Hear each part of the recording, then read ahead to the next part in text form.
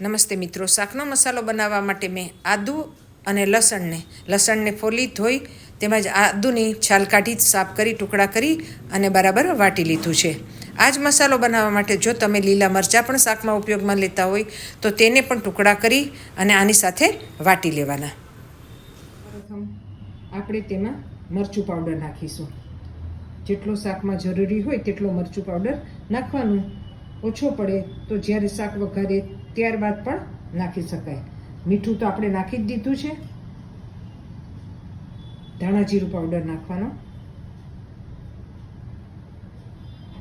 ત્યારબાદ હળદર નાખવાની, અડધી ચમચી જેટલી. સિંગદાણાનો ભૂકો પણ નાખવાનો, એનાથી રસો ઘટ્ટ થશે.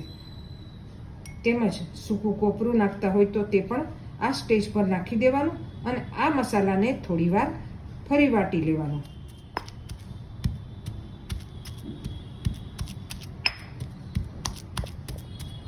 બરાબર આ રીતે મસાલો તૈયાર થઈ જાય એટલે તેને એક ડબ્બીમાં કે કોઈ વાટકામાં કાઢી લેવાનો. તમારા શાકની જરૂરિયાત પ્રમાણે આ મસાલો નાખી બાકીનો મસાલો તમે ફ્રીજમાં સ્ટોર પણ કરી શકો છો. અને હા, આ જ મસાલાને તમે તેલમાં, ઘીમાં કે માખણની અંદર વઘારીને રોટલા કે રોટલી સાથે પણ ખાઈ શકો છો. ખૂબ જ ટેસ્ટી લાગે છે. ભેગી છાશ હશે તો શાકની પણ જરૂર નહીં રહે, એકદમ તૃપ્ત થઈ જશો. તો મિત્રો, કેવો લાગ્યો મસાલો તે કમેન્ટમાં જરૂર જણાવજો. અને હા, ફરી કોઈ રિક્વાયરમેન્ટ હોય તો કહેજો. અને હા, બીજું એક કહેવાનું કે મસાલાને જ્યારે તમે વઘારો ત્યારે, ચલો હું જ બતાવી દઉં તમને, થોડું પાણી નાખી અને પછી મસાલાને મિક્સ કરી અને વઘારવાનો. કેમ કે આપણે સીધો તેલમાં કે ઘીમાં કે માખણમાં ગમે તેમાં જો આ મસાલાને વઘારીશું તો મસાલો બધો બળી જશે.